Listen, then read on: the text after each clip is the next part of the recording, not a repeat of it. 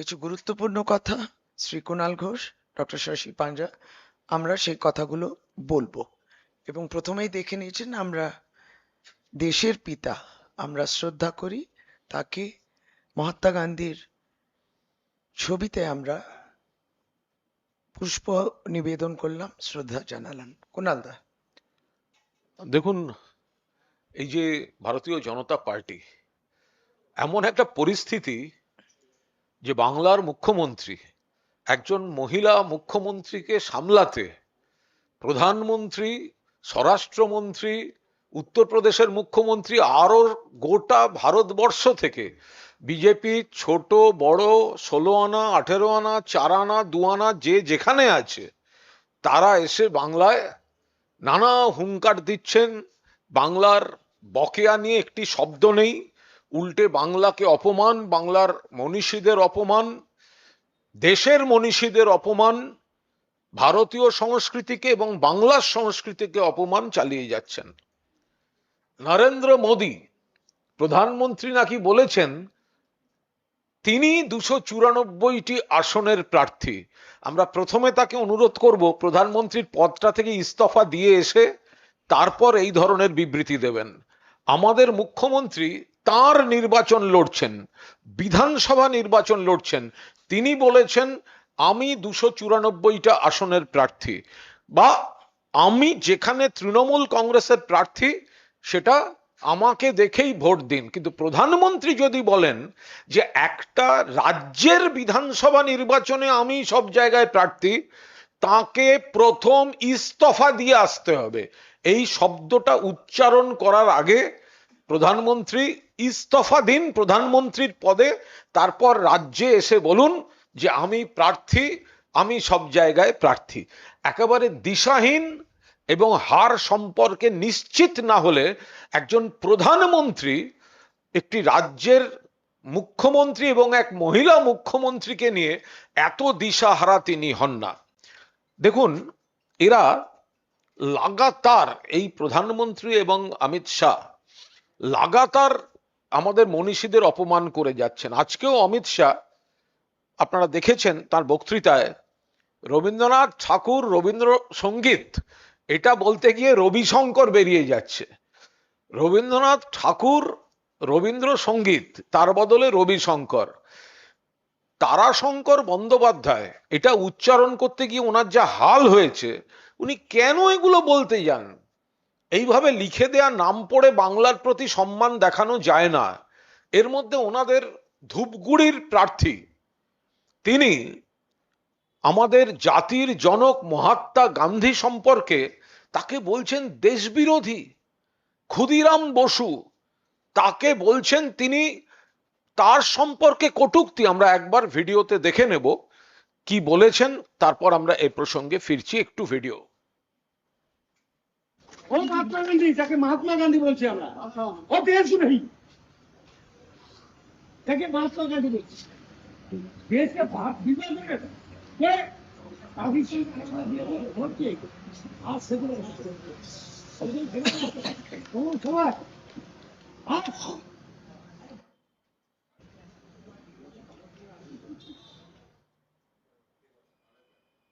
वो महात्मा गांधी, যাকে महात्मा गांधी বলছি আমরা, ও देश नहीं, যাকে महात्मा गांधी বলছি, देश के भाग विभाजन में काफी ভোट দিয়ে आज से মহাত্মা গান্ধী জাতির জনক, তাকে বিজেপির প্রার্থী বলছেন দেশদ্রোহী। ভাবা যায়? আসলে এই বিজেপি কিন্তু মহাত্মা গান্ধীকে শ্রদ্ধা করে না। এরা হচ্ছে মহাত্মা গান্ধীর হত্যাকারী নাথুরাম গডসের পূজারী। আমরা জাতির জনক মহাত্মা গান্ধীকে শ্রদ্ধা করি, আর বিজেপির এই প্রার্থী, তিনি ধূপগুড়ির প্রার্থী, তিনি বলছেন মহাত্মা গান্ধী দেশদ্রোহী। এই নরেন্দ্র মোদী, এই অমিত শাহ, এদের যারা পূর্বসূরি, এরা স্বাধীনতা সংগ্রাম করেনি। এদের ইতিহাস হচ্ছে ব্রিটিশের জেলে বসে চিঠি লিখে, মুচলেখা দিয়ে স্বাধীনতা আন্দোলনে থাকবো না বলে জেল থেকে বেরোনো। ফলে এই বিজেপি না করে ভারতের মনীষীদের সম্মান, না করে বাংলার সংস্কৃতি, বাংলার মনীষীদের সম্মান। আমরা এর তীব্র বিরোধিতা করছি এবং এই বিধানসভা নির্বাচনে যাদের 5 বছর দেখা যায় না, যারা বাংলার বকেয়া দেন না থেকে শুরু করে আজ বাংলার মানুষকে নতুন করে ভারতীয়ত্ব প্রমাণের লাইনে দাঁড় করিয়ে ছেড়েছেন, লক্ষ লক্ষ ভোটারকে বাদ দিচ্ছেন, সেই ভারতীয় জনতা পার্টির নেতারা বাংলায় এসে মহিলা মুখ্যমন্ত্রীকে সামলাতে না পেরে সারা ভারত থেকে তারা ছুটে এসে বাংলায় কুৎসা করছেন, দুর্গন্ধ ছড়াচ্ছেন, এক একজনের ভাষা থেকে পরিবেশ দূষিত হচ্ছে। এটা পলিউশন কন্ট্রোল বোর্ডের আন্ডারে পড়ে যাচ্ছে। এই নরেন্দ্র মোদী আর অমিত শাহ আর বিজেপি নেতাদের ভাষাগুলো, এগুলো সমস্ত পরিবেশ দূষণ করছে। এখানে গঠনমূলক কিছু নেই, ইতিবাচক কিছু নেই, বাংলার মানুষ বা দেশের মানুষের উপকারের কিছু নেই।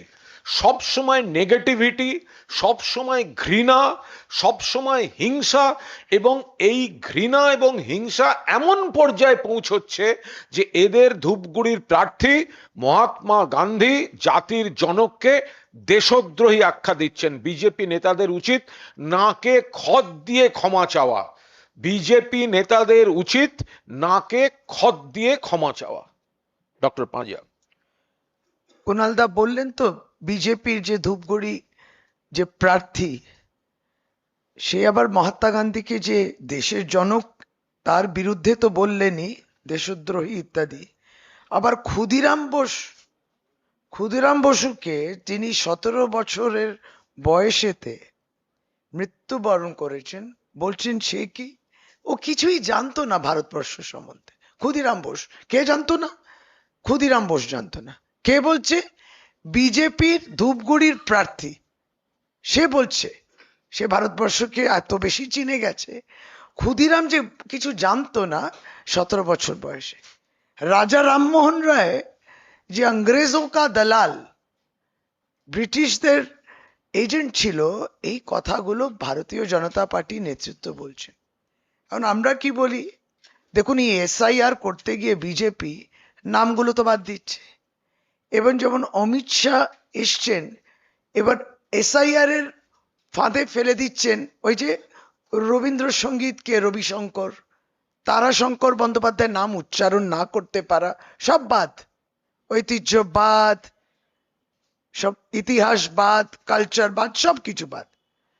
আবার বাংলা তো বাদ। বাংলা তো বাংলাদেশিদের ভাষা। ধ্রুপদী ভাষা তো হয়েছিল বাংলা ভাষা, কিন্তু এদের মতে এরা তো বলেছিল বিগত দিনগুলোতে যে বাংলা ভাষা তো বাংলাদেশিদের ভাষা। আজকে সেই মুখ্যমন্ত্রীরা আসছেন, যোগী আদিত্যনাথ আসছেন, এরা সবাই বাংলায় বলছে বাংলা শ্রেষ্ঠ ভাষা, বাংলায় কথা বলা উচিত, উন্মুক। তার পরিযায়ী শ্রমিক ওইদিকে আক্রমণ, নির্যাতন, খুন পর্যন্ত হচ্ছে। অমিত শাহ আজকে যখনই আসেন না, এরা বলে কি যে এখানে দুর্নীতি এবং আইন শৃঙ্খলা নিয়ে বহু প্রশ্ন ইত্যাদি করে। এরা তারা যারা নিজেরা দুর্নীতিগ্রস্ত এবং দুর্নীতিগ্রস্ত নেতৃত্বকে ওয়াশিং এর মেশিনের মাধ্যমে নিয়ে নেয়। ওয়াশিং মেশিনের মাধ্যমে বাংলার বিজেপি নেতৃত্ব যারা আজকে বর্তমানে খুব শাইন করছে, তাদের ভাষায় তারা কিন্তু দুর্নীতিগ্রস্ত। তারা ওয়াশিং মেশিনে ঢুকে হঠাৎ পাপমুক্ত, ত্রুটিমুক্ত, দুর্নীতিমুক্ত হয়ে গেছেন। এটা বিভিন্ন রাজ্যেও আমরা দেখেছি। বিজেপি ওয়াশিং মেশিনে গেলে সবাই মুক্ত। এদের মুখে আমাদের দুর্নীতি সম্বন্ধে শুনতে হয়। আর আইন শৃঙ্খলা, আপনারা কারা বলছেন আইন শৃঙ্খলা নিয়ে? কারা কয়লা মাফিয়া নিয়ে বলছেন? তাদের তো ছবি দেখা যাচ্ছে জয়দেব খাঁ এবং অন্যান্য কয়লা মাফিয়াদের সঙ্গে। এই কয়লা মাফিয়ারা ভীষণ নিরাপদ আশ্রয় প্রায় বিজেপির কাছ থেকে, এটাই তো আমরা দেখছি।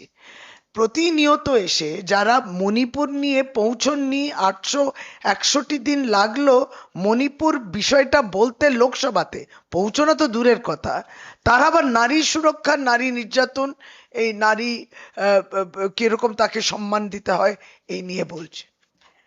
আমরা এইটুকুই বলি যে বিভিন্ন ডাবল ইঞ্জিন মুখ্যমন্ত্রীরা তো এসছেন এখানে।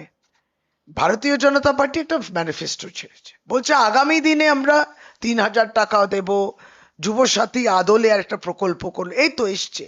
বিভিন্ন রাজ্যের ডাবল ইঞ্জিনের মুখ্যমন্ত্রী তা আসছেন, একবার তারা বলুক, একজনও তাদের বক্তব্যে বলুক যে হ্যাঁ আমরা এই প্রকল্প ইতিমধ্যে আমাদের রাজ্যে এটা চলছে, তবে তো বুঝবো যে এই রাজ্যে আগামী দিনে হতে পারে যদি ভারতীয় জনতা পার্টি সেই সুযোগটা পায়। সুতরাং সবটাই একবারই যেটাকে বলে প্রতারণা চলছে। এবং তার সঙ্গে এসআইআর নিয়ে 91 লক্ষ মানুষ বাদ গেছেন, প্রত্যেকে বাংলাদেশি। এইটা তো দিয়ে দিয়েছে, এই তকমাটা দিয়ে দিয়েছে। বৈধ ভোটাররা হাতে পাসপোর্ট নিয়ে সমস্ত 2002-র সেই সম্পর্ক, নিজে 2002-তে আছে, আত্মীয়রা রয়েছেন, তার প্রত্যেকে তো বাদ যাচ্ছে, কিন্তু প্রত্যেকেই বাংলাদেশি বলা হচ্ছে, প্রত্যেকেই অনুপ্রবেশ কারী বলা হচ্ছে। এই এসআইআর এতে 200-র বেশি মৃত্যু। এইগুলি নিয়ে ভারতীয় জনতা পার্টি কি বলছে? ফলে এইটা বাংলা দেখছে। এবং আইন শৃঙ্খলা নিয়ে যত কম বলবেন, আবারও বলি, এর আগেও কুণালদা বলেছিলেন বিভিন্ন প্রেস কনফারেন্সেতে যে ভারতীয় জনতা পার্টির মধ্যে লড়াই হচ্ছে কে প্রথম স্থান, কে দ্বিতীয় স্থান, কে তৃতীয় স্থানে দাঁড়াবে। কিসে? কত অপরাধ নারীদের উপরে হয় উত্তরপ্রদেশ, রাজস্থান, মধ্যপ্রদেশ, উড়িষ্যা, বিহার, এই সবাই কম্পিটিশন লিখেছে। আসাম, মণিপুর, যে আমরা বেশি করছি, আমরা বেশি অপরাধ করছি, বেশি খুন খারাপা যেটাকে বলে সেটা বেশি চলছে বিজেপি শাসিত রাজ্যগুলোতে। তারা আবার এসে এখানে আইন শৃঙ্খলা নিয়ে বলে। ফলে আমরা যদি প্রতিদিন, এরা আজকে 3টে করে সভা, 2টো করে সভা, প্রধানমন্ত্রী এখানে নেমে দেশ নিয়ে কোনো চিন্তা নেই, তেলের ব্যাপার নিয়ে কোনো চিন্তা নেই, গ্যাসের দামটা কমবে কিনা সেটা নিয়ে কোনো চিন্তা নেই, কোনো চিন্তা নেই। মহাত্মা গান্ধীর নামে নামাঙ্কিত গ্যারেন্টি স্কিমকে যারা তুলে দেয়, আর ওখানে কোনো গ্যারেন্টি নেই, নামটাও তুলে দিল, শ্রদ্ধাটাও তুলে দিল, তাকেও এসআইআর বাদ, স্কিমটা অন্যরকম তারা সাজিয়েছেন। সেই জায়গা আমরা বলি প্রতিনিয়ত তাদের সভা হবে, আর আমরা তাদের এই প্রত্যেকটি অসত্য কথা, সেটাকে আমাদের বলতে হয় যে সত্যিটা কি, বাংলার মানুষ এটা জানে। দেখুন, বলুন, দেখুন, প্রশ্ন। অমিত শাহ তিনি নিজেই তার ব্যর্থতার একটা একটা রেকর্ড গড়ে যাচ্ছেন, নতুন রেকর্ড ব্যর্থতার। অমিত শাহ এসে এখানে বড় বড় কথা বলছেন। তিনি এমন এক স্বরাষ্ট্রমন্ত্রী যার সময় পুলওয়ামায় 40 জন সিআরপিএফ জওয়ান শহীদ হলেন। তিনি এমন এক স্বরাষ্ট্রমন্ত্রী যেখানে উরিতে 19 জন সেনা শহীদ হলেন। পহেলগাঁওতে 26 জন পর্যটককে হত্যা করা হলো, যে এলাকাটা ওনারা খুব স্বাভাবিক বলছিলেন। এরপরে লালকেল্লার কাছে গাড়ি বোমা বিস্ফোরণে 12 থেকে 15 জন মারা গেলেন। তো এই ধরনের যদি আমরা পরপর হিসাব দেখি, তো তাহলে লোক সংসদ ভবনে হঠাৎ সেখানে সেই ধোঁয়া ক্যানিস্টার নিয়ে লোক ঢুকে যাওয়া, এই ধরনের পরপর যে রয়েছে। মণিপুর জ্বলছে তো জ্বলছেই, সেখানে নরেন্দ্র মোদী, অমিত শাহদের যাওয়ার কোনো নাম নেই। ফলে একটা ব্যর্থ স্বরাষ্ট্রমন্ত্রী, যিনি দেশের স্বরাষ্ট্র মন্ত্রকের দায়িত্বে ব্যর্থ, যাকে নয় বরখাস্ত করা উচিত, যাকে নয় ইস্তফা দেওয়া উচিত, সেই লোকটা ঘুরে ঘুরে এখানে হুমকি দিয়ে বেড়াচ্ছে। খুব খারাপ বিশেষণ ব্যবহার করা যায়, করছি না তো, এমন ভাবভঙ্গি করে কোনো গুন্ডা একটা ভাষা ব্যবহার করা হচ্ছে, সেই ভাষা তো উচিত নয় একজন স্বরাষ্ট্রমন্ত্রীর পক্ষে থেকে। তিনি তো হুমকি দিচ্ছেন, তিনি প্ররোচনা দিচ্ছেন। আমি বিজেপি কর্মীদের অনুরোধ করব, অমিত শাহ আপনাদের গরম খাওয়াচ্ছেন, এই গরমটি খাবেন না। নির্বাচনে বিপুলভাবে তৃণমূল কংগ্রেস জিতবে। যেভাবে অমিত শাহ রাস্তার গুন্ডাদের ভাষায় কথা বলছেন, সেই ভাষায় আপনারা প্ররোচিত হয়ে এলাকায় এলাকায় এমন কোনো কাজ করবেন না যাতে ভোটের পরের দিন আপনাদের লজ্জিত হতে হবে, রেজাল্ট বেরোলে আপনাদের লজ্জিত হতে হবে। আমরা শান্তি চাই, আমরা কোনো উত্তেজনা চাই না, আমাদের কোনো নেতা উত্তেজক ভাষা বলছেন না।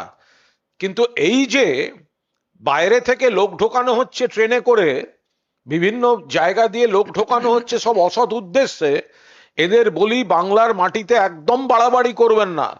ভোটের দিন যদি ধরা পড়েন যে আপনি এখানকার বাসিন্দা নন, অন্য রাজ্য থেকে শুধু ভোট দিতে এসছেন, জাল ভোটার কার্ড নিয়ে এসছেন, বাড়িতে বলে আসবেন। তারপর এখান থেকে ফিরতে অসুবিধা হবে, সময় লাগবে, আইন আছে, বন্দি হতে হবে। ওখান থেকে গ্যাস খাইয়ে আপনাদের ট্রেনে করে বাসে করে তুলে দিল, আর অমিত শাহের গ্যাস খেয়ে আপনারা এখানে গন্ডগোল করতে নেমে পড়লেন। একদম এসব করবেন না। আমরা শান্তি চাই, কিন্তু দেশের প্রধানমন্ত্রী, স্বরাষ্ট্রমন্ত্রী, অন্য মন্ত্রীরা যেভাবে এসে একজন মহিলা মুখ্যমন্ত্রীকে সামলাতে না পেরে এখানে হুমকি দিয়ে বেড়াচ্ছেন, তাতে আমরা মনে করছি তারা ভোটের আগে একে তো ভোটার তালিকা থেকে জেনুইন ভোটার্স বাদ অন্যান্য সমস্ত রকম ষড়যন্ত্র বাংলার বিরুদ্ধে হয়েছে। বাংলার মনীষীদের, দেশের মনীষীদের অপমান করা চলছে, একটা অপসংস্কৃতি, দুর্গন্ধযুক্ত অপসংস্কৃতি, বঙ্গ বিরোধী একটা দৃষ্টিভঙ্গি নিয়ে বিজেপি চলছে। তারা শেষ দিকে এই প্ররোচনাটা দিচ্ছেন অমিত শাহ এবং নরেন্দ্র মোদীরা।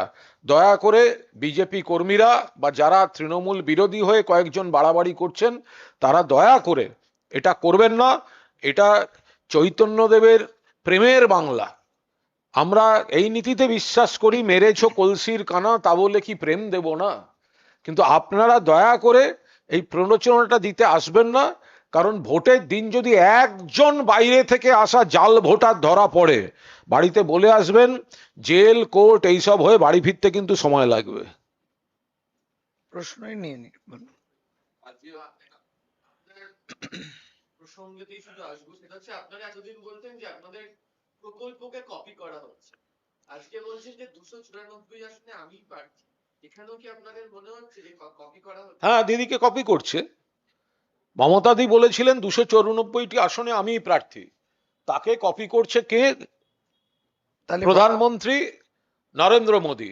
তো তাহলে তো তাকে আগে ইস্তফাটা দিয়ে আসুন, প্রধানমন্ত্রীর পদ থেকে ইস্তফাটা দিয়ে আসুন আগে, তারপর তো বলবেন কথাটা।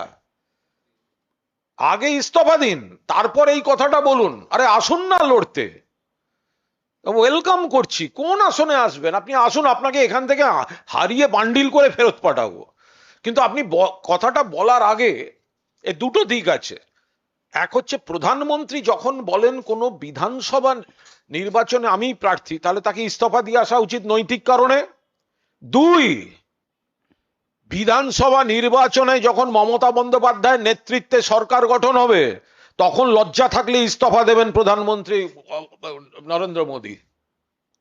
আর বিজেপি ইস্তফায় যেটা বলেছেন ডক্টর পাঁজা, যেটা এক্ষুনি বললেন, একটা ইস্তাহার দিয়ে বলছে আমরা এটা করব, আমরা এটা করব, আমরা এটা দেব।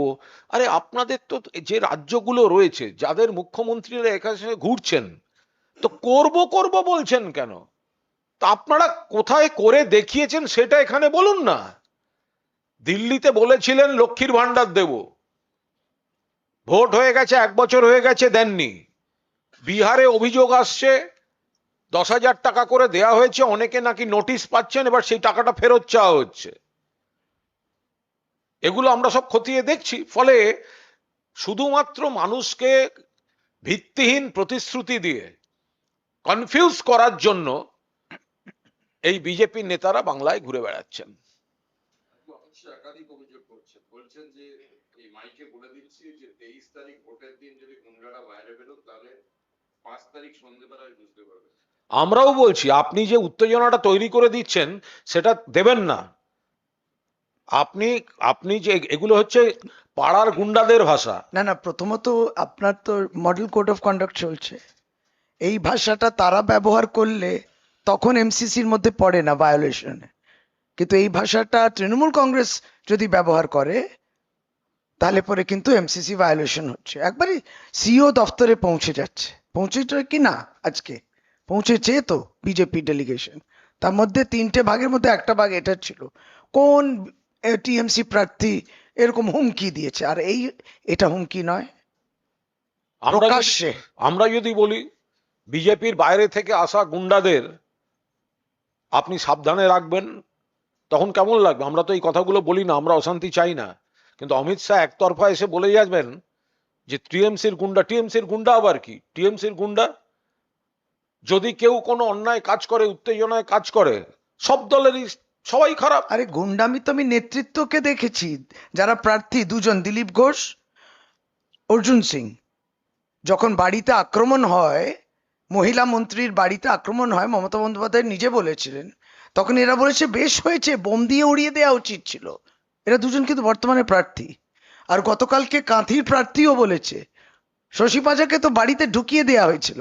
বাহ, স্বীকারই করে নিচ্ছে, প্রথমে অস্বীকার করছিল, তারপর তখন প্রকাশ্যে। গুন্ডারা তো তারা পুষছেন, তাদের বক্তব্যে উঠে আসছে। আমরা বলি এই প্রত্যেকটি প্রার্থী যারা বলেছেন, এবং অমিত শাহ বলছেন, এটা প্রত্যেকটা এমসিসি ভায়োলেশন। সেটা নিয়ে কেন ইসিআই কোনো কগনিসেন্স নেবে না, সিও মোটো কিছু বলবে না, তাদেরকে নিয়ন্ত্রণ করবে না?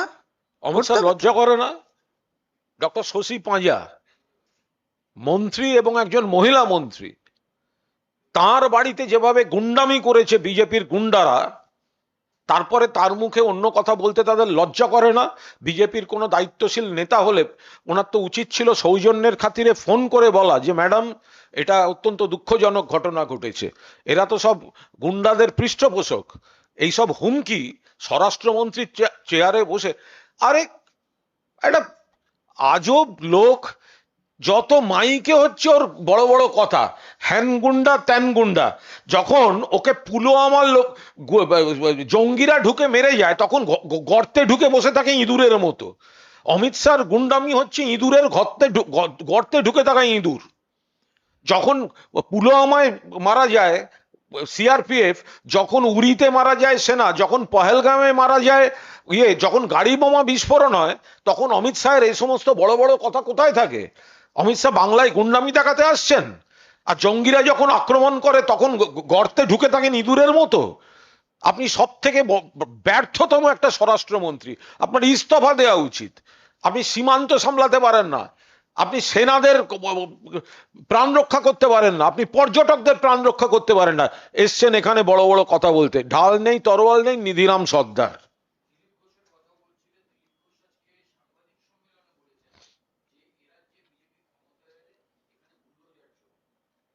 দেখুন, একটা সময় আমরা শুনতাম বন্দুকের নল ক্ষমতার উৎস। এটা উগ্র বামেরা, নকশালপন্থীরা ব্যবহার করতেন এবং মানুষ গণতন্ত্রে তাদের প্রত্যাখ্যান করেছেন ওই স্লোগানটা, এবং তারাও পরে ভুল বুঝতে পেরেছেন। এখন তাদেরই সমস্ত ভাবধারায় প্রভাবিত হয়ে বন্দুকের নল ক্ষমতায় উৎসর বদলে এখন বুলডোজার ক্ষমতার উৎস, এই শব্দটা বিজেপি ব্যবহার করছেন। তো বুলডোজার সাধারণত ব্যবহার হয় ধ্বংসাত্মক কাজে। তো এখন আমরা তো গঠনমূলক কাজ করি। মমতা বন্দ্যোপাধ্যায় মাননীয় মুখ্যমন্ত্রী তো গঠনমূলক কাজ করেন, ইতিবাচক কাজ করেন। ফলে বুলডোজার ঠিক যে যে কাজে ব্যবহার হয়, তার সঙ্গে সমাজকে গড়ে তোলা, সমাজকে এগিয়ে নিয়ে যাওয়া, এই ধরনের নীতিতে আমরা বিশ্বাস করি না। ফলে বুলডোজারটা ওনারা যে কাজে, যে প্রতীকে ব্যবহার করছেন, তো সেটা এখানে হয় না। এখানে একটা আইনের শাসন আছে, এখানে প্রশাসন দেখে। ফলে দিলীপ বাবুর এসব প্রলাপ বকা অভ্যাস আছে। আমি আশা করেছিলাম রিঙ্কু বৌদি অনেকটা কমাবেন, কিন্তু পুরোটা পারেননি। আর একটা জিনিসও বলেছে, বলছে তৃণমূল নাকি এখন অচল 1 টাকার কয়েনের মতো পকেটে আছে, কিন্তু কেউ নেবে না। দিলীপ ঘোষই বলছে। কি বলেছেন? তৃণমূল হয়ে গেছে এখন অচল 1 টাকার কয়েনের মতো পকেটে। দিলীপ বাবু জেনে রেখে দিন, দিলীপ বাবু জেনে রেখে দিন, তৃণমূলকে কয়েন বলছেন তো? Coin, coin. তৃণমূল হচ্ছে শোলের জয় আর ভীরুর জয়ের হাতে থাকা কয়েন। আপনি যেটাই টস করবেন তৃণমূলের ফেভারে পড়বে।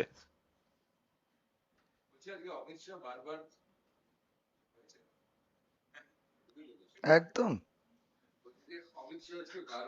দুদিকেই হেডস আর দুদিকেই টেলস, দুদিকেই টিএমসি। যেটাই পড়বে তৃণমূলের ফেভারে পড়বে।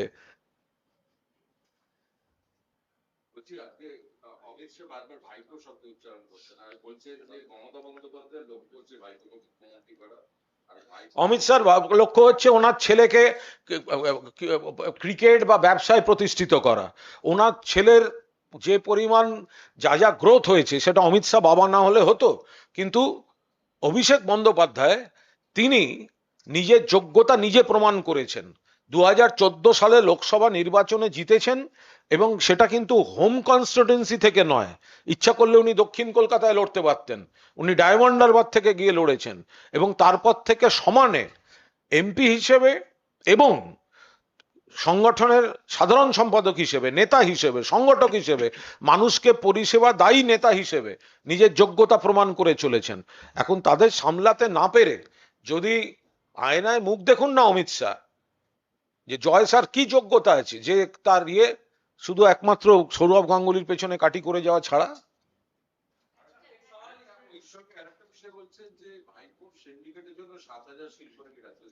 অমিত শাহ গুজরাট রাজ্যে মাসে একটা করে সেতু ভেঙে পড়ে, ওটা কোন সিন্ডিকেট করে? ওটা কি নরেন্দ্র মোদী আর অমিত শাহ একটা জানাবেন যে যাদের রাজ্যে একটা করে প্রত্যেক মাসে একটা করে সেতু ভেঙে পড়ে আর মহারাষ্ট্রে আর গুজরাট পোর্টে যে এত ড্রাগস ধরা পড়ে, হ্যাঁ। কেন এত ড্রাগস? ওই বর্ডারটাও একটু সামলাতে পারছেন না। যত ড্রাগস দেশে সব ধরা পড়ছে গুজরাটের পোর্টে। মহারাষ্ট্রে সেতু ভাঙছে, গুজরাটে সেতু ভাঙছে, ওটা কোন সিন্ডিকেট কাজ করছে? BJP syndicate. একটা ক্যাসেটের মতো প্রত্যেকবারই এই বক্তব্যগুলো বাজে। ওদের না এলেও চলে, ওই ক্যাসেটটা বাজিয়ে দেবেন, আমরাও আমাদের ক্যাসেটটা তৈরি করে রাখবো, আপনি প্রতিক্রিয়া পেয়ে যাবেন। কারণ একই তো প্রশ্ন। বলেছে যে যারা সিন্ডিকেট করে তাদেরকে আমরা খুঁজে নিয়ে উল্টো করে লটকে দেবো। এটা ভাষা? এই পাড়ার ভাষা- গুন্ডার ভাষা। উল্টো করে লটকে দেবো, এসব কি ভাষা? এটা দেশের স্বরাষ্ট্রমন্ত্রীর মুখ থেকে বেরোনো উচিত? কখনো এটা বলি না। যদি কেউ কোনো অন্যায় করে তার জন্য আইন আছে, প্রশাসন আছে, পুলিশ আছে। এটা কি ভাষা? আমি আনপার্লামেন্টারি। ওই জন্য বারবার বলছি যে অমিত শাহরা হারবেন জেনে এখানে অশান্তি করার জন্য বিজেপি কর্মীদের প্রভোগ করছেন, গরম খাওয়াচ্ছেন। বিজেপি কর্মীদের বলবো দয়া করে এর মধ্যে পড়বেন না, কারণ ফলাফলের পর আমরা সবাই একসঙ্গে থাকব। তৃণমূল ক্ষমতায় থাকবে, আপনারা বিরোধী থাকবেন, কিন্তু সবাই তো একসঙ্গে থাকবো।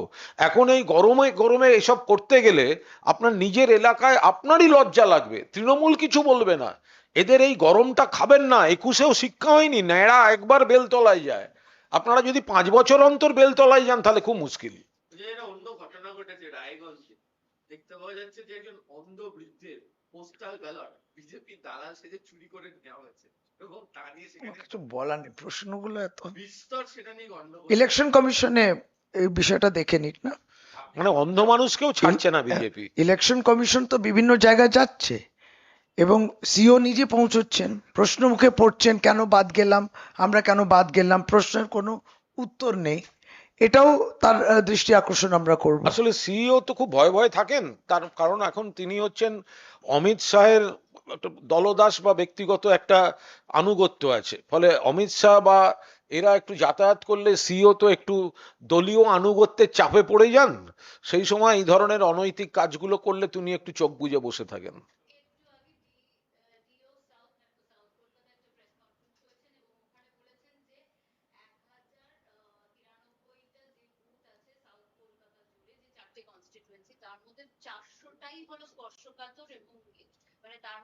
না না না, এটাও ওরা তুলে দিচ্ছিল যে সমস্ত বুথগুলোকে স্পর্শকাতর declare ওদের করতে। বলুন রাষ্ট্রসংঘ থেকে আনতে, মানে পুলিশে হবে না, সেন্ট্রাল আর কি কি কেন্দ্রীয় করতে? বাহিনীতে হবে না, ওদের বলুন ইউনাইটেড নেশনস থেকে ফোর্স আনতে। তারপরেও মমতা বন্দ্যোপাধ্যায়ের নেতৃত্বে বাংলায় বিপুল গরিষ্ঠতা নিয়ে তৃণমূল সরকার গঠিত হবে এবং বিজেপি বিভৎসভাবে হারতে চলেছে। প্লিজ ওদের বলুন, আমরা চ্যালেঞ্জ করে বলছি ইউনাইটেড নেশনস থেকে ফোর্স আনতে।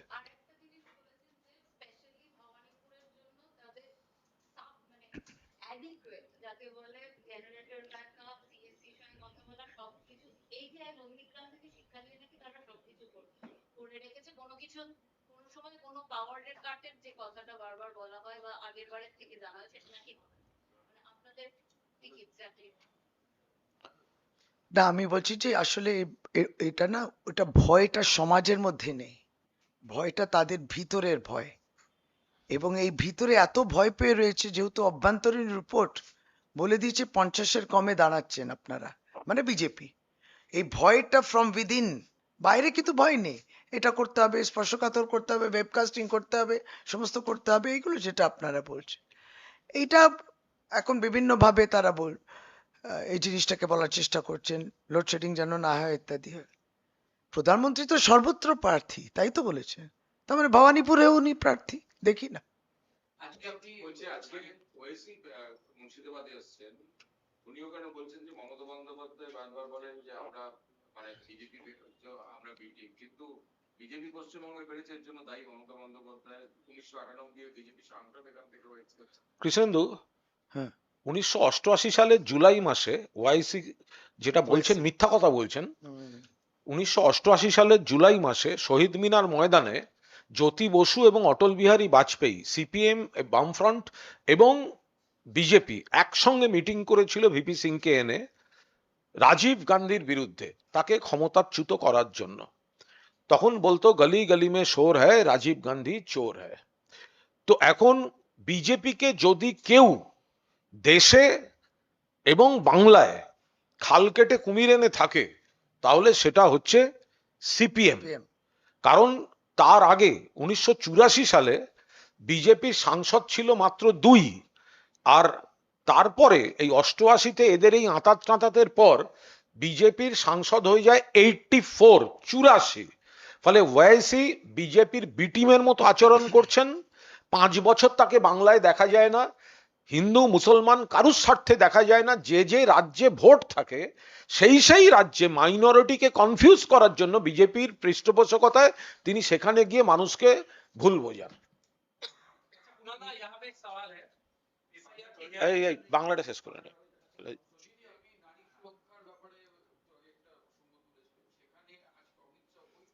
বলেছেন যে মমতা বন্দ্যোপাধ্যায় বলেন যে রাত 8টার পর মহিলারা বাইরে বেরোবেন না, কিন্তু আমাদের সরকার এলে আমরা রাত 1টার পরেও মেয়েকে নিয়ে মা রাস্তায় ঘুরতে পারবে সেরকম প্রশাসন এখানে লাগবে। আমাদের একটাই কথা, নারী সুরক্ষা, নারী নিরাপত্তা, নারীর উপরে অপরাধ সবচেয়ে বেশি ভারতীয় জনতা পার্টি শাসিত রাজ্যগুলোতে হচ্ছে। এটা বারংবার আমরা বলেছি, আমরা তথ্য সামনে রেখেছি। তথ্য আমাদের নয়, এনসিআরবির তথ্য। সেই তথ্য কি হোম মিনিস্টারের কাছে থাকবে না? এটা আমরা বিশ্বাস করব না। স্বরাষ্ট্রমন্ত্রী মণিপুর নিয়ে এখনো জ্বলন্ত প্রশ্ন, হিউম্যান রাইটস ভায়োলেশন, মহিলাদের নগণ্য করা হয়েছে, এটা নিয়েও কোনো কিছু তাদের বক্তব্য নেই। আসামেতে যেভাবে নির্বাচনটা হয়েছে বিরোধী শূন্য, মানে বিরোধীরা কিছু করবে না, শুধু হেমন্ত বাবু করবেন। তার 3টে পাসপোর্ট, তার বউর পাসপোর্ট নিয়ে আপনি নেতৃত্ব বিভিন্ন বিরোধী দলের নেতাদের অ্যারেস্ট করছেন। অর্থাৎ বলা যে নারী সুরক্ষা নিয়ে বলতে গিয়ে আপনার কিন্তু অনেক দিক খুলে দিয়েছেন। উন্নাও, হাতরাস ভুলে গেছেন, কুলদীপ সেনকার, ব্রিজভূষণ সিংকে আপনারা সংস্কারী বলেছেন, বিলকিস বানুর ধর্ষণকারীদের আপনারা মিষ্টি খাইয়েছেন, মালা পরিয়েছেন। এই সমস্তগুলো কি? এই সদ্য উড়িষ্যাতে যখন পরপর মহিলারা জ্বলল, তাহলে বেটি পড়াও বেটি পড়াও, এর ভবিষ্যৎটা কি? এটা কি এইভাবে পড়তে থাকবে? আর বিহারেতে নালন্দাতে ভিডিও কি তারা দেখতে পারে না? তাদের তো আইটি উইং, দারুণ আইটি উইং, নাকি সাংঘাতিক ট্রোল করেন সবই বললেন।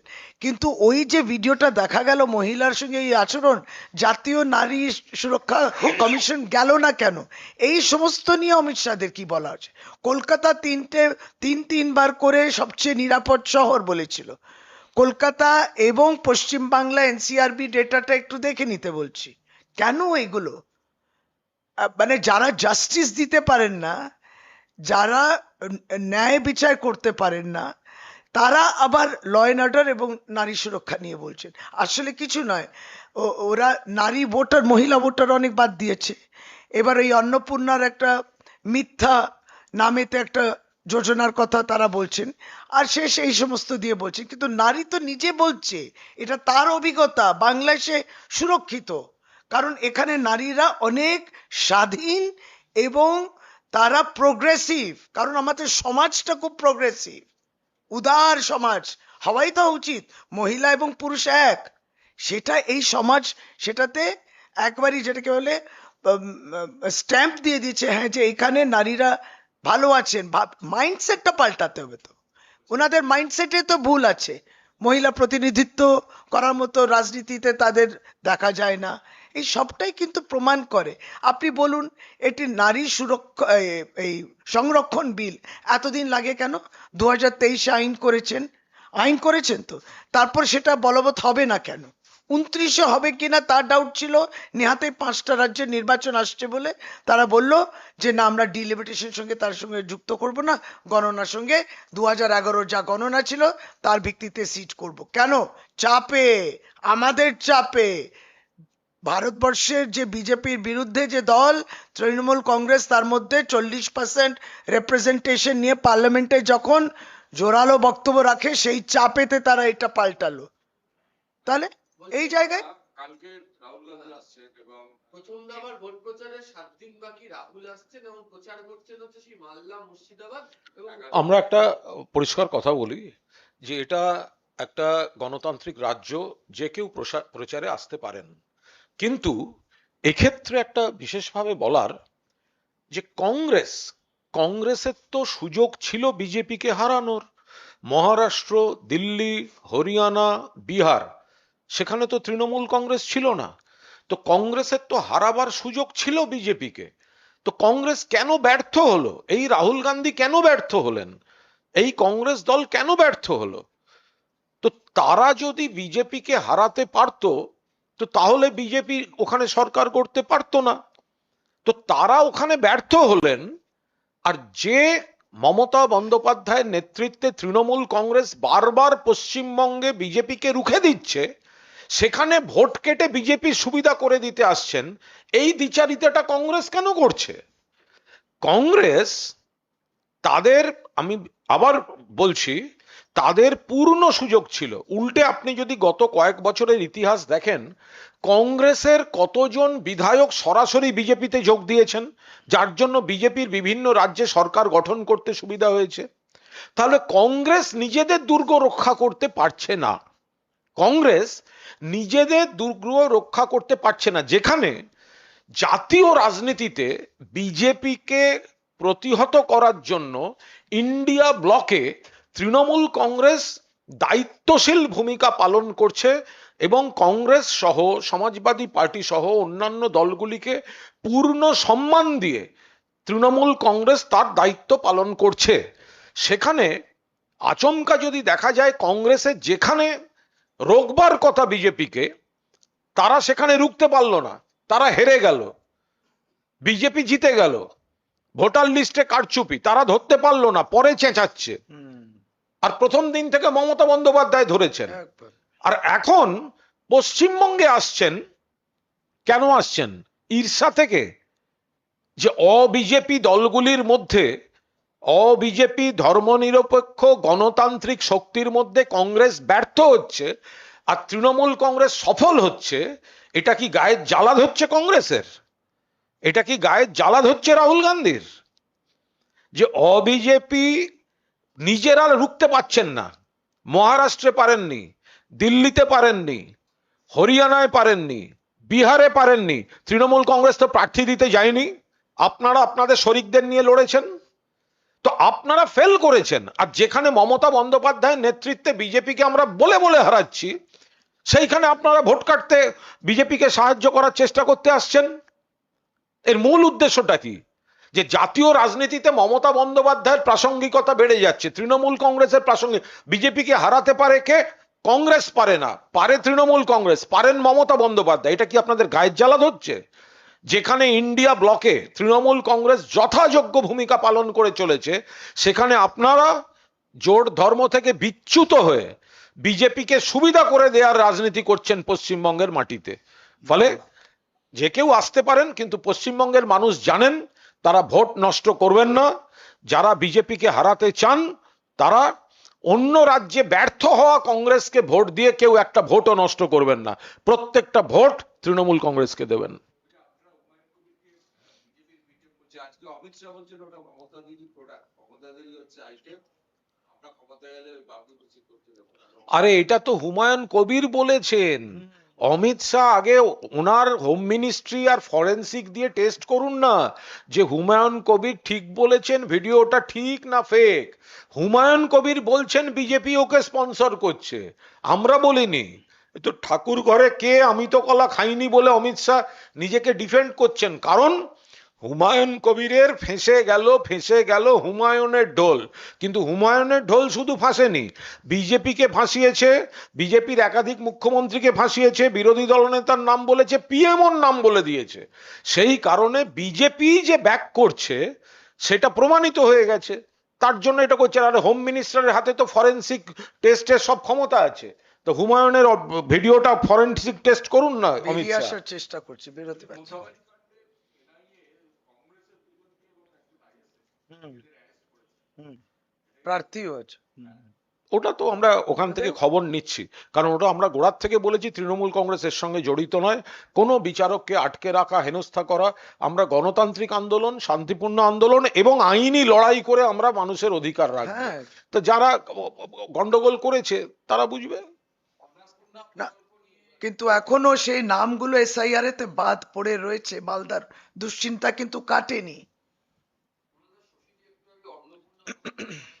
আজকে অমিত শাহ তিনি বলেছেন যে দিদি আপনার ভাইপোর দুর্নীতি বন্ধ হলেই আমরা যুব মহিলাদের 3,000 টাকা করে দিতে পারবো। এগুলো কোনো কথা বলে আপনাদের মনে হয়, আপনি যে আমার উত্তর চাইছেন, আপনার কোনো মনে হয় যে এই কথাটার সঙ্গে এটার কোনো মিল আছে? যে লোকটা বলছে তার ছেলের উত্থান এবং সম্পত্তি নিয়ে দেশ জুড়ে প্রশ্ন, সেই লোকটার সঙ্গে আমাদের এখানকার স্কিমের কি সম্পর্ক? আর আর যেটা উনি বলছেন যে এটা হলে ওটা করব, ওনাদের তো এতগুলো রাজ্য আছে, সে কোনটায় চালু করেছেন, কোনটায় চালু করেছেন সেটা বলতে পারছেন, আর এগুলো আপনারা প্রশ্ন করছেন। ওকে তো আপনারা যদি সাংবাদিকতা, আপনারা ওকে প্রশ্ন করুন যে আপনি যে একটা দেশের স্বরাষ্ট্রমন্ত্রী, আপনার বিজেপির যে যে রাজ্য আছে সেই রাজ্যে প্রকল্পটা কি করেছেন? করেননি, তাহলে বাংলায় করবো এই প্রতিশ্রুতিটা দিচ্ছেন কেন? এসআইআর নিয়ে আজকে সুপ্রিম কোর্টে কথা হচ্ছে, পাসপোর্ট এবং অন্যান্য নথি থাকা সত্ত্বেও নাম বাদ গেছে। এখান থেকে সুপ্রিম কোর্ট বলছে যে ট্রাইব্যুনালই শেষ কথা, মানে যে একটু ভুলভ্রান্তি হতে পারে কিন্তু তার জন্য ট্রাইব্যুনাল করা হচ্ছে, ট্রাইব্যুনালের দেখুন, আমাদের আইনের প্রতি, কোর্টের প্রতি পূর্ণ আস্থা আছে, কিন্তু একটু ভুলভ্রান্তির মানে যদি হয় যে একজনও জেনুইন ভোটার বঞ্চিত হওয়া, সেটা কিন্তু গ্রহণযোগ্য বিচার নয়। কোর্ট কিন্তু জিজ্ঞেস করেছিল ইলেকশন কমিশনের লয়ারকে যে আপনি তো বলেছিলেন 2002-তে যারা থাকবেন তাদেরকে ডাকা হবে না, তাহলে এই লজিক্যাল ডিসক্রিপেন্সি হলো কি করে? অনেক প্রশ্নের উত্তর তাদের দিতে। এটা তো বিহারে ছিল না, তাই বল। ট্রাইব্যুনাল প্রসঙ্গেই মানে কবে এর কাজ শেষ হবে তার এটা নিয়ে এখন হিয়ারিং চলছে, এখন এই মুহূর্তে বলাটা মুশকিল। 60 লক্ষ অ্যাডজুডিকেশনে ফেললো কে? ইসিআই। যারা জবাব দেবেন, এই জটিলতা তাদের দ্বারা তৈরি। देखिए, ये जो प्राइम मिनिस्टर साहब ने बोला मैं ही 294 सीट में बंगाल में कैंडिडेट हूं, तो ये स्टेटमेंट करने के पहले उनको तो प्राइम मिनिस्टर से रिजाइन करना था। तो वो तो प्राइम मिनिस्टर है, वो पूरा अभी परेशान हो गया बंगाल को, शेरनी को संभालने के लिए, तो वो तो प्राइम मिनिस्टर है। तो वो बोल रहा है एक स्टेट का हर एक सीट में मैं कैंडिडेट हूं, उसके पहले तो उसको रिजाइन करना था। दो, ये स्टेटमेंट तो वो कॉपी कर रहा है, ये तो दीदी का स्टेटमेंट है जे हम 294 सीट में कैंडिडेट है। और तीसरा बात, मोस्ट इंपॉर्टेंट बात, ये स्टेटमेंट करने के बाद जब ममता बनर्जी जीतेंगी और फिर सरकार गढ़ेगी, तो उसके बाद तो उनको रिजाइन करना चाहिए मॉरली। मेरा दो सवाल है। बाप रे। पहला ये है कि सुप्रीम कोर्ट में हियरिंग चल रहा है एसआईआर को लेके। जस्टिस बागची ने दो सवाल उठाए। पहला तो पश्चिम बंगाल की स्थिति ऐसा क्यों बने, यहाँ पे एडजुडिकेशन करना पड़ा, फिर अभी ट्राइब्यूनल यहाँ पे ला रहा है, और जो लोग अभी यहाँ पे ट्राइब्यूनल में हैं उनको वोट देने की अधिकार होना चाहिए क्योंकि वो भारत के कॉन्स्टिट्यूशन में। तो आप लोगों का क्या कहना है, लगता है कि ये 24 लाख जो है वो ट्राइब्यूनल? देखिए, हमारा तो शुरू से ही एक ही है, जो जेन्युइन वोटर्स है, एक भी जेन्युइन वोटर को डिलीट और एलिमिनेटेड नहीं होना चाहिए। ये हमारा पार्टी का, ऑनरेबल ममता बनर्जी का, अभिषेक बनर्जी का एक ही स्टैंड है शुरू से आज तक। जो गोलमाल किया सब इलेक्शन कमीशन ने किया।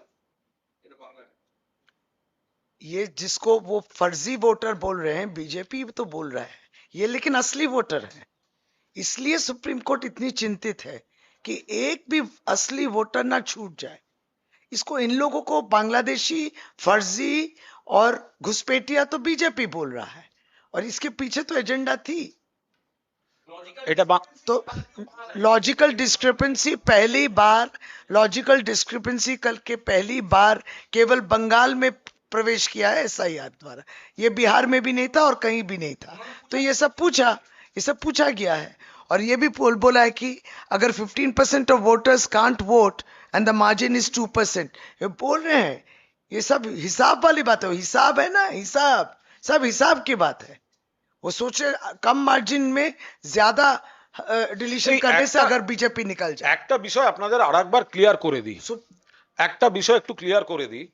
বিজেপি একটা ন্যারেটিভ তৈরি করছে হুম। যে 5,000-এ বা 10,000-এ জয় পরাজয় হয়েছিল আগের বার, এবার 20,000 কেটে দেয়া হয়েছে, এরকম একটা ন্যারেটিভ তৈরি করছে যে 10,000-এ জয় পরাজয় হয়েছে আর 20,000 ভোট কাটা গেছে, তার মানে রেজাল্ট উল্টে গেল। এটা একদম ভুল। एकदम भूल। প্রথম কথা হচ্ছে, লাস্ট ইলেকশনে দেখবেন কোন কেন্দ্রে তো 100% ভোট পড়েনি, ভোট পড়েছে হয়তো 80%, কোনোটায় 75%। অর্থাৎ যারা মারা গেছেন বা যারা ছিলেন না তারা তো ভোটটাই দেননি। ফলে এই ডিলিটেড নামগুলোর সঙ্গে কিছুটা ওই তার সম্পর্ক আছে। ফলে জয় পরাজয়ের সঙ্গে এই প্রথমে যে মৃতের সংখ্যা বাদ গেছে ইত্যাদি, এগুলো নিয়ে তো কারোর আপত্তি নেই, কিন্তু যারা জীবিত এবং বৈধ তাদের নাম বাদ যাওয়ায় আমাদের আপত্তি আছে। আমাদের শুরু থেকে একটা স্পষ্ট কথা, মাননীয় মমতা বন্দ্যোপাধ্যায়, মাননীয় অভিষেক বন্দ্যোপাধ্যায় এবং দলের একজনও বৈধ ভোটারের নাম বাদ দেওয়া যাবে না। কিন্তু গোলমালটা পাকিয়েছে ইলেকশন কমিশন, আর বিজেপি বলছে 10,000-এ জয় পরাজয়, আমরা 20,000 কেটে দিয়েছি। কোনো সম্পর্ক নেই।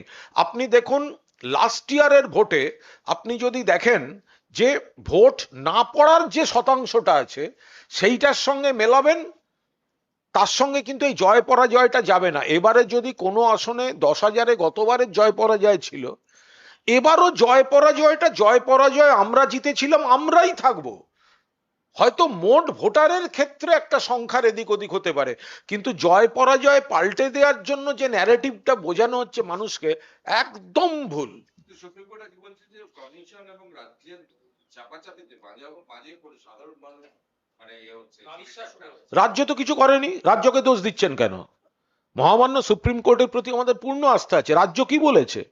রাজ্য বলেছে কোনো বৈধ ভোটার যেন বাদ না যায়।